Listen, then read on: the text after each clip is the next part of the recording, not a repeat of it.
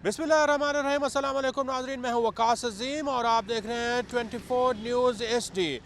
नाज़रीन, हुकूमत ने इक़्तिदार संभाल लिया है। वज़ीर आज़म शहबाज शरीफ की काबीना को सबसे बड़ा मुआशी चैलेंज क्या हो सकता है और ये मुआशी चैलेंज हुकूमत कैसे कबूल करेगी, इसके ऊपर कैसे काबू पाया जाएगा, इस बारे में ताजिर बिरादरी क्या कहती है, आइए उनसे पूछते हैं। जब हम एक्सपोर्ट की बात करते हैं, पाकिस्तान में जो ट्रेडिशनल प्रोडक्ट्स हैं वो तो एक्सपोर्ट हो रही हैं। जो नॉन ट्रेडिशनल है उस पे ऊपर काम नहीं हो रहा इतना ज़्यादा, जो उस पर काम बहुत करने की ज़रूरत है। मैं समझता हूँ एक्सपोर्ट तब बढ़ेगी जब आपकी इंडस्ट्री रिवाइव होगी। इस वक्त 50% इंडस्ट्री आपकी बंद पड़ी हुई है due to utilities, high rates of gas, बिजली और प्रॉब्लम है। प्लस जो आपकी इंडस्ट्री है 50% चल रही है इसलिए कि उनको रॉ मटीरियल की तंगी है। रॉ मटीरियल के ज़्यादा इंपोर्ट नहीं हो रहा due to some reason from the bank. वो फैसिलिटेट नहीं कर रहे पूरे बैंकर हज़रात ताकि माल को इंपोर्ट किया जाए। सबसे अहम चीज़ जो है वो एनर्जी के ऊपर काम करना है। अगर एनर्जी सस्ती होगी तो हमारी प्रोडक्ट सस्ते होंगे, हम कम्पीट कर सकेंगे मार्केट में, एक्सपोर्ट्स हमारी बढ़ेंगी।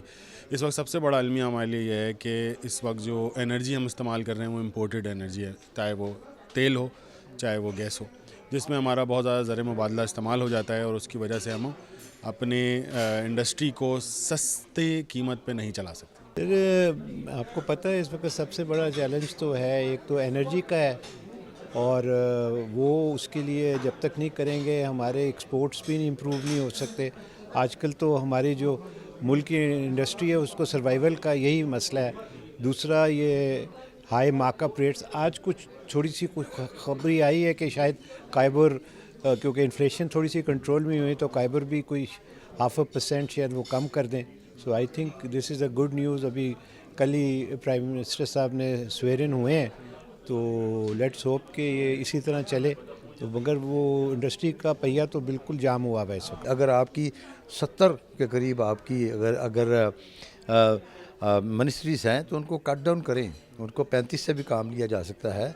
और फिर आप देखिए कि एक VVIP गुज़रता है तो उसके पीछे 44 गाड़ियाँ होती हैं। उन 44 गाड़ियों को आप ज़रूर देंगे तो कई मिलियंस ऑफ डॉलर्स बन जाते हैं। उन चीज़ों को, ये अयाशियाँ जो है हम इस वक्त डिज़र्व नहीं करते कि हमें किसी किस्म की भी अयाशी जो है वो प्रोवाइड की जाए, और ना ही हम इसके मुतहम्मल हो सकते हैं। मैं कहता हूँ कि ठीक है, IMF अब प्लान का हिस्सा है, गवर्नमेंट के पास और कोई ऑप्शन नहीं है।